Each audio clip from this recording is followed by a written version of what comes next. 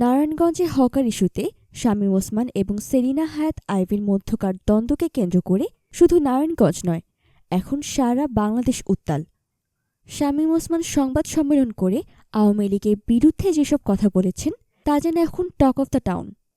তিনি নিজেকে অত্যন্ত সৎ হিসেবে দাবি করেছেন, কিন্তু Narayanganj city corporation mayor Selina Hayat Ivy Shamim Osman সম্পর্কে হাটে হাড়ি ভাঙলেন। কোটি কোটি টাকা দুবাইতে পাচার করে শামীম ওসমান ব্যবসা করছেন বলে অভিযোগ করেছেন নারায়ণগঞ্জের city corporation mayor doctor Selina Hayat Ivy. কিছুদিন আগে সিটি কর্পোরেশনের দায়িত্ব নেয়ার ১ বছর পূর্তি উপলক্ষে নগরীর দেওভোগ এলাকায় জিমখানায় উন্মুক্ত মঞ্চে জনতার মুখোমুখি অনুষ্ঠানে এসব কথা বলেন মেয়র আইভী।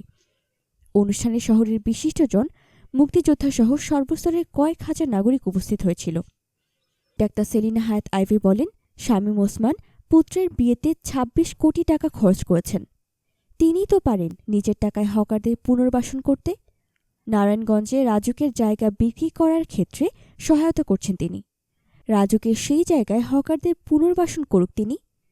সেলিনা হায়াৎ আইভী বলেন, নারায়ণগঞ্জে রাজুকের জমি নগরবাসীর স্বার্থে বিক্রি করতে দেওয়া হবে না।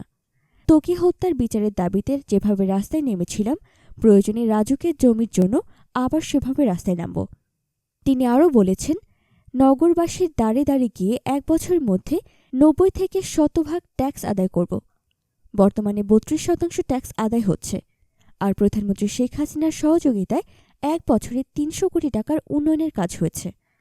নারায়ণগঞ্জ সিটি কর্পোরেশন মেয়র হয়ে সেলিনা হায়াৎ আইভী কী উন্নয়নের কাজ করেছেন সেসবের বর্ণনা দিয়েছেন তিনি, আর সেই সাথে তুলে ধরেছেন শামীম ওসমানের আসল চরিত্র। শামীম ওসমানের কোটি কোটি টাকা দুবাইতে পাচার করে ব্যবসা করার তথ্যটি সেলিনা হায়াৎ আইভী সবার সামনে তুলে ধরেছেন।